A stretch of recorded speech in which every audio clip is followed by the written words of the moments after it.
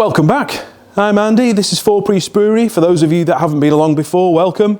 We're a small family-owned brewery in Middlewich in Cheshire, serving mostly the local market with cask and keg beers.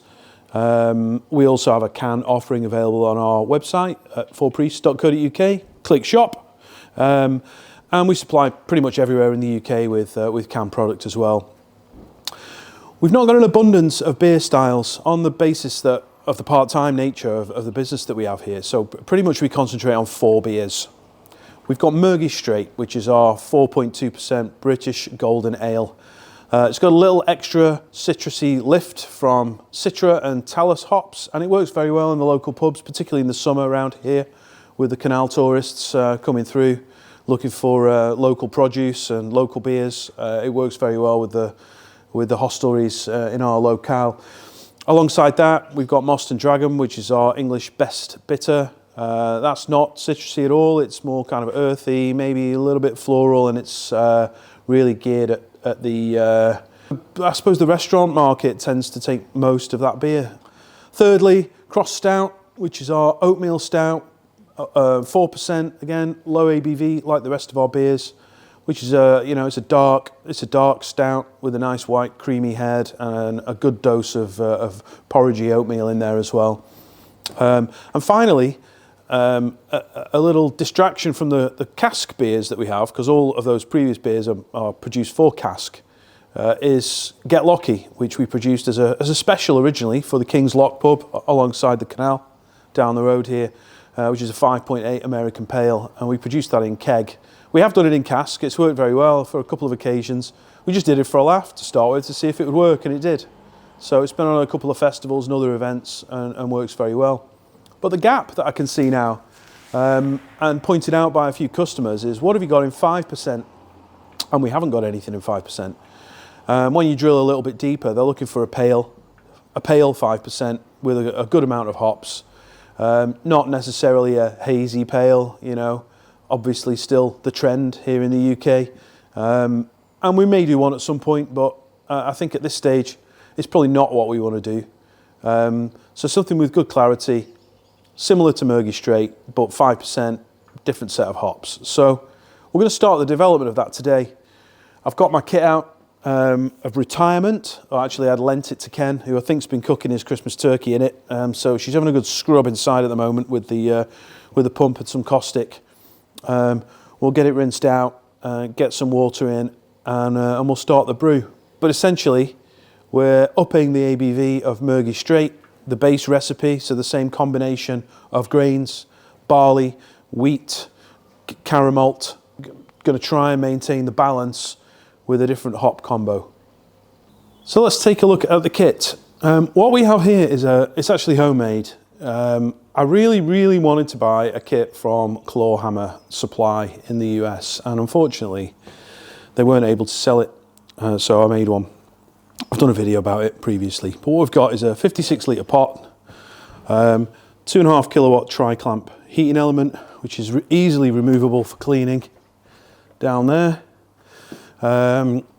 with a 1/2 inch ball valve on the front, and a Thermowell inside to read the temperature. Magnetic pump, you'll have seen these before. I'll try and put the links to where I bought them from in the description as well, in case you fancy any of this stuff. And the bit that I think Clawhammer was struggling with is the controller, because this is not a UK spec controller. It's got these US NEMA style plugs on, which immediately makes it dodgy for the UK. They don't do a European version. This is the IPB 16S. Unless they've changed the spec, and they may have done, so be careful. Unless they've changed the spec, it's universal voltage. It runs on 120 or 230 volts AC, and steps it down for the display and the electronics inside, and then just passes through to the heating element and the pump, which plugs into this socket here. So you can turn them on and off with the buttons here. But essentially, this is identical to the Clawhammer unit, just with a slightly different case and button layout, but it's the same thing. And that's what we've got. Now, inside of this is the basket. Let me grab the basket and I'll show you.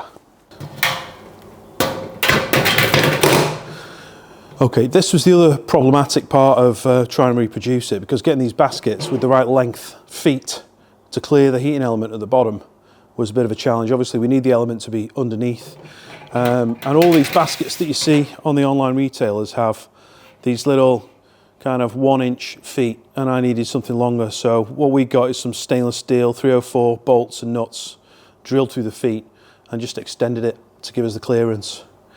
So it's not perfect. They need good cleaning, but it works. And the grain goes in there and it mashes with the lid on, and then we connect the pump, which I'll show you in a second, to draw the liquor, the wort, from the port at the bottom into the front of the pump, out of the pump, and into the lid, where we've got an input and on the inside a spray nozzle, which basically showers the grain bed continuously with recirculated wort, and it produces a very efficient brew. Okay, let's get it set up then. So pump is here. I'm not actually using the Inkbird controller to power the pump today because I didn't bring the right cable with me, so it's just plugged straight into the AC mains, which is not a problem. I've got 2 lengths of pipe. I generally use the longer one for the lid, just to give me the ability to move the lid around a little bit. So we click one on there. These are the bayonet type fittings. Quick disconnect onto the pump, and then out of the top of the pump and into the lid. And then the the temperature probe connector is basically a 3.5mm headphone jack, and that plugs straight into the Inkbird controller on the front.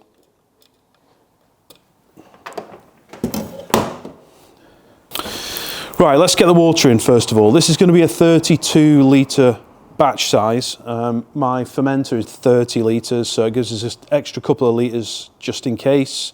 I'm going to need 39.54 litres of mash water, and we need to be at approximately 70 degrees strike temperature. The water in the HLT currently is shown at 59 degrees, so it shouldn't take long to raise that to strike temp.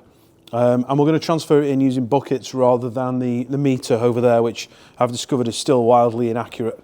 So we'll weigh the water as we put it in. It's not perfect, it's close enough for our purposes. So 39.54 litres.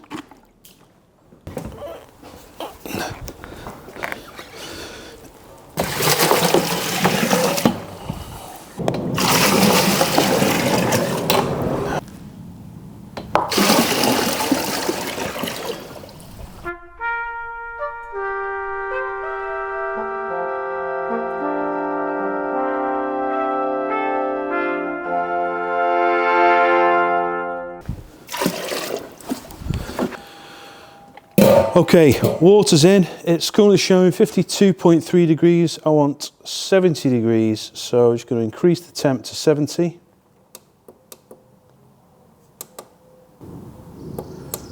Actually, let's go 69.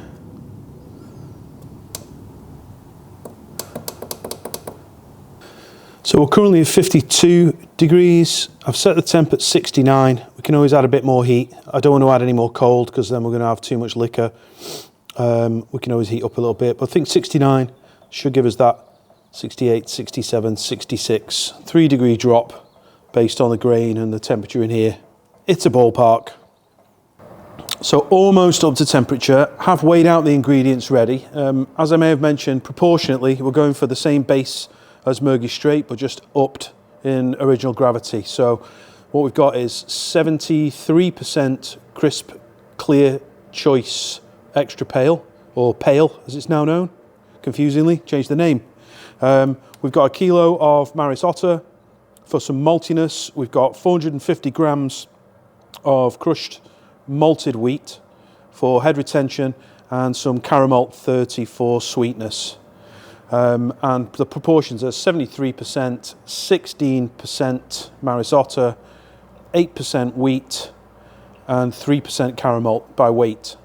The only thing I need to do now is just check the water additions. It's going to be next to nothing today because it's a relatively small amount in the big brew. I doubt if it's more than a couple of grams. Right, yeah, it's barely worth it. I'll put it in anyway, but I don't think it's worth it. 0.2 grams of calcium chloride, 2 grams of Epsom salt, and 2 grams of gypsum. Let's go for it anyway.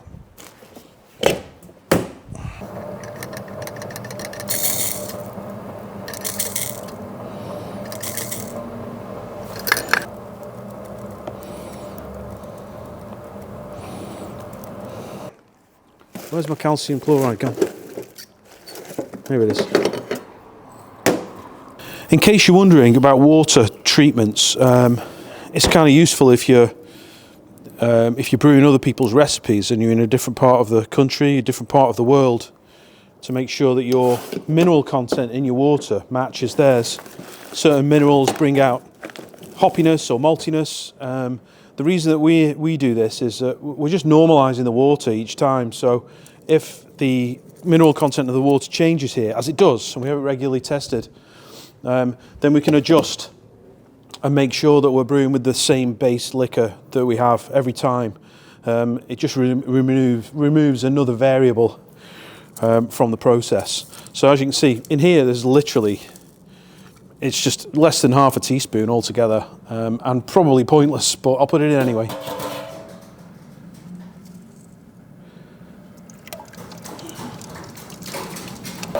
Okay, we are up to temperature, 69 degrees. As I said, we probably want 70, but I'd rather be a little bit low and then just boost the heat. And we'll add these ingredients. And honestly, they're going to get stirred in, so it doesn't really matter what order we put them in. But we'll go, first off, we're going to go Maris Otter, 1 kilo. Okay, give that a whiz round.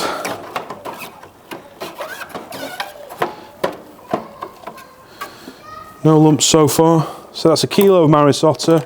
Next we're going to have 4 kilos of the crisp Clear Choice Extra Pale.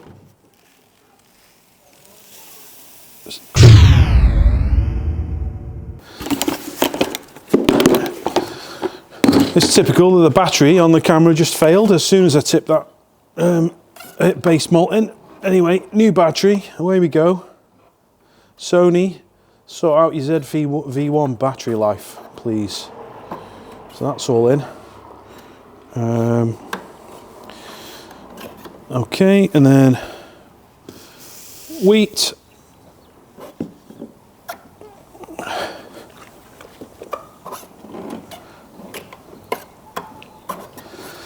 And caramel.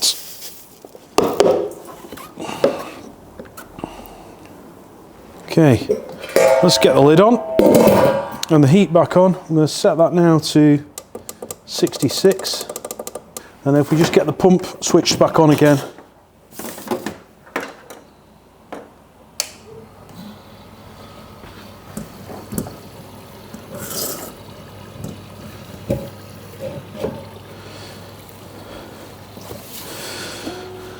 And we will set ourselves a little timer for 1 hour.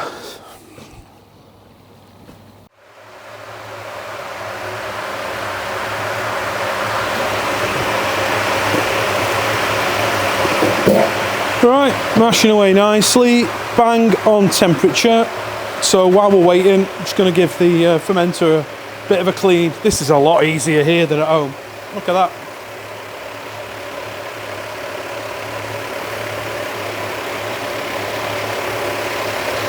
Right, we are 65 minutes, and I've just done this once, and it was a little bit, it's a little bit low.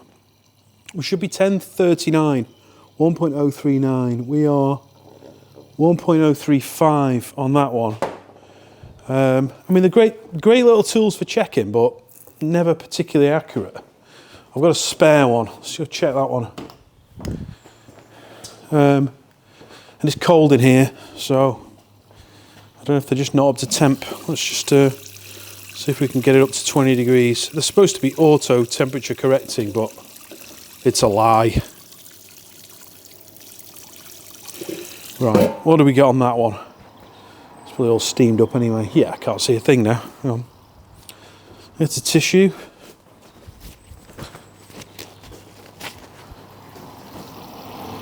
We are saying 1.035. Okay. Well, it's what it is. We've mashed long enough, so I'm going to stop the pump, withdraw the grain basket, let it drain, and we'll get it onto a boil. I'm missing my grill pan that I use at home.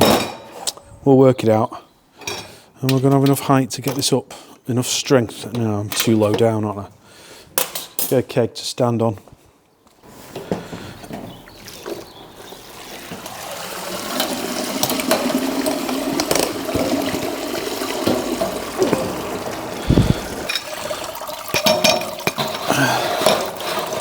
Okie dokie. It's not good, but it works.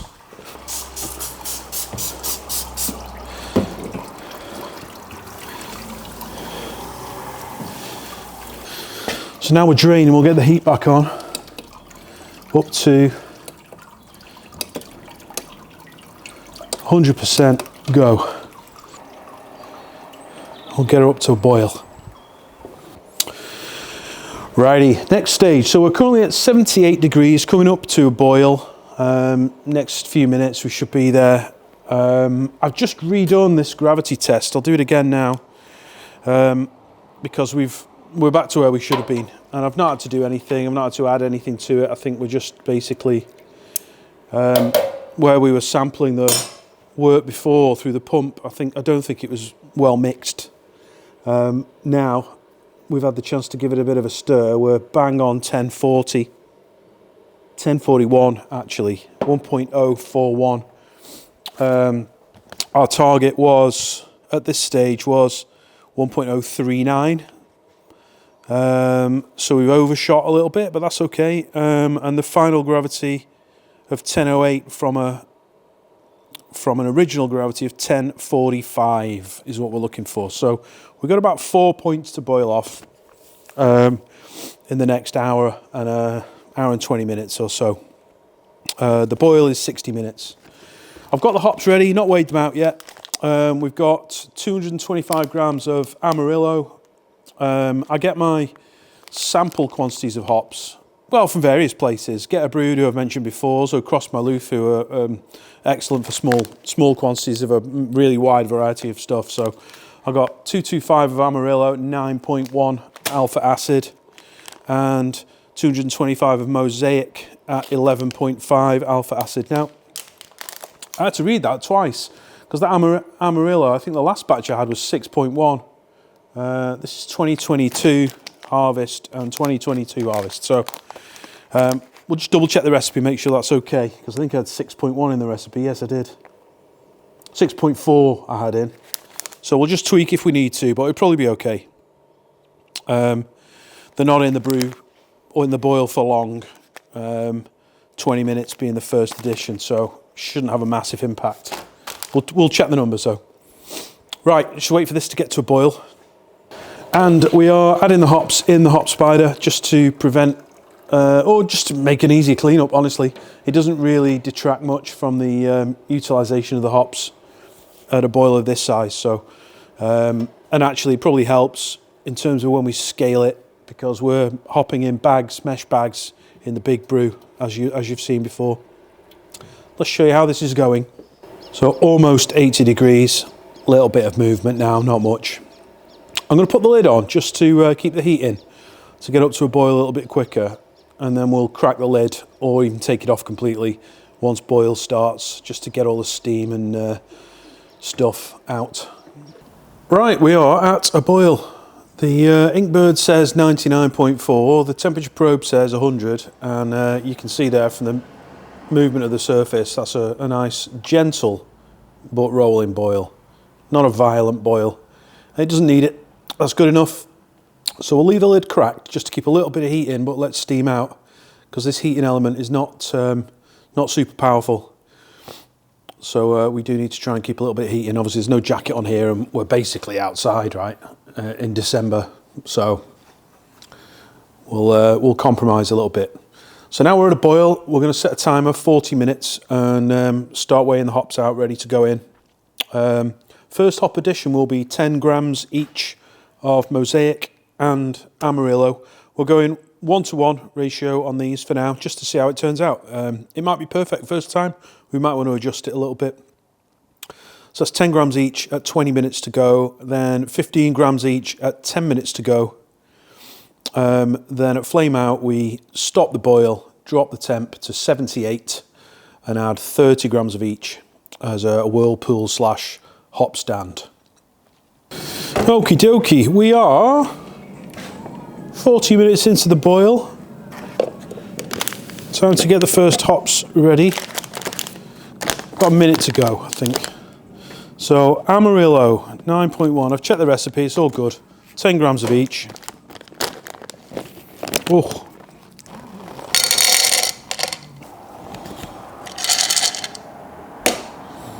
Ten. Mosaic, also 10. 0. Try not to put too many in.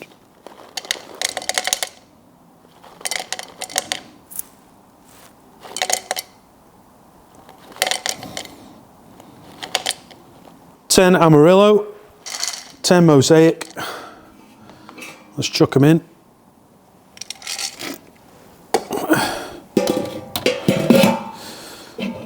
Okay, and we'll start the next timer for another 10 minutes when it's going to be 15 of each.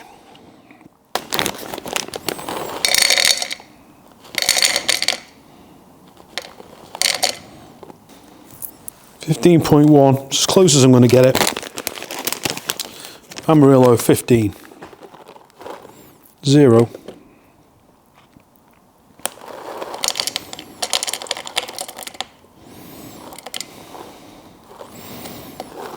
$15.3. Good enough.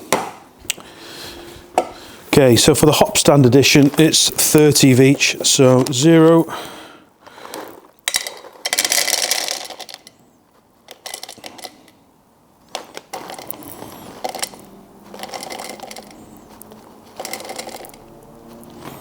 So that's the slightly bigger one.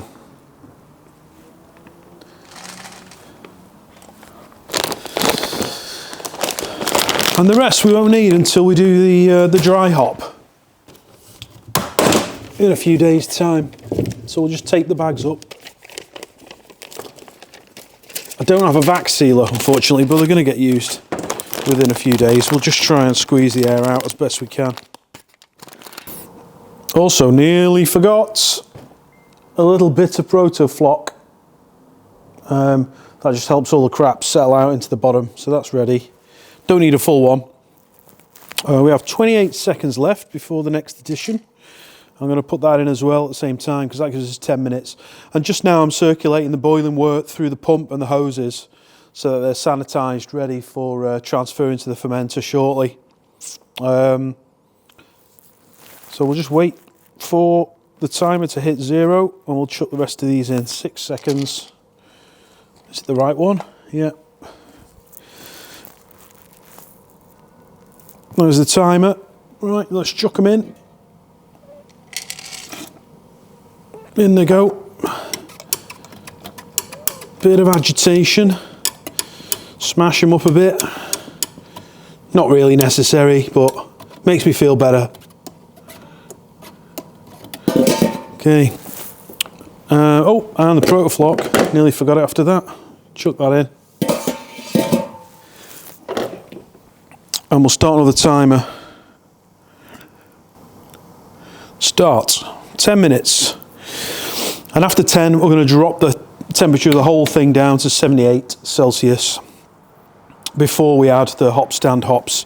That way we get some flavour, definitely aroma, and without the extra bitterness that we probably don't need at this stage. 5 minutes, 30 seconds remaining on the hop stand. Hops went in. We dropped it down to about 76 degrees, I think it was, so they're just sitting in there steeping. I've just realised when I transfer into this fermenter and we're using the Firmzilla flat bottom, I need to keep it in a temperature controlled environment really, because the temperature swings in here are a bit silly, could get quite cold. So I'm going to set up my little brew fridge that I used to use. You've seen it before, the one with the stickers on. I'm going to stick it on here with an Inkbird on it, so at least we can keep the temperature under control. So while we're just waiting for that to finish, I'm going to wrestle the fridge out of its spot over there, give it a wipe down and get it on this worktop.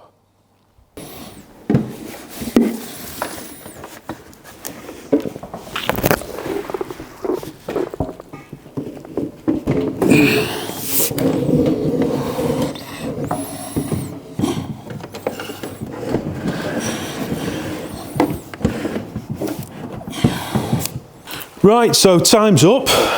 We've got cold water circulating through the heat exchanger. It's a submerged copper coil, submerged, I should say. Right, if you haven't seen this before, what we've got is a immersed copper coil sitting in the wort, and there's cold water circulating through that, coming in from the mains. And back out again, which is just taking the heat out of the body of the beer to be. We're just going to drop that down to pitching temperature, about 20 degrees, and then we can transfer it into the fermenter. And in the meantime, I'm just setting this fridge up so that we can stick it in there out of the way and moderate the temperature to keep it within the boundaries of what we need. Right, we are down to pitching temperature. Just transferring in now, and if I just change the camera angle, you should be able to see the fermentation fridge is, there you go, is now in position. Not yet got the Inkbird connected to it, but I'll do that in a minute. As soon as this is full, shouldn't be long. 19.1 it says, which is probably a little bit cold, but the sensor's at the bottom, so normally it's warmer at the top.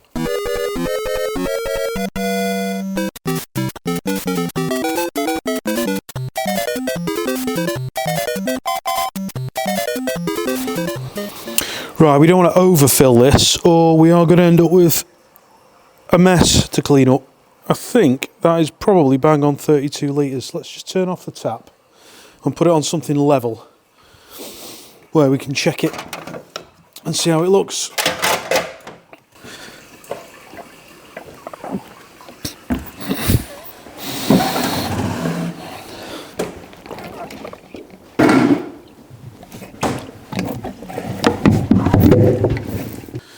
And we're kind of done, bar the cleanup. In the fridge, just got to connect up the Inkbird so that we can maintain a temperature. I'm going to go for about 18 degrees on this, same as Mergy, more or less. We'll leave it in here for a couple of weeks, dry hop in about 5 days, and then once it's ready, probably 10 to 14 days time, we'll crash cool, get it into cans, or carbonate, then get it into cans, and we can do some little taste tests. So thanks for watching. That's the first of probably 3, maybe 2 videos on this one. The next one you'll see will be packaging day, and then some taste tests with a couple of friends. Catch you on the next one. PS. Just about to leave, and I noticed it was leaking from underneath the tap, which I installed into this flat bottom and shouldn't have done. I should have bought a floating dip tube, never mind. Bit of a tweak and it's tightened up now. Fridge is on. It's not pretty, but it works. See ya.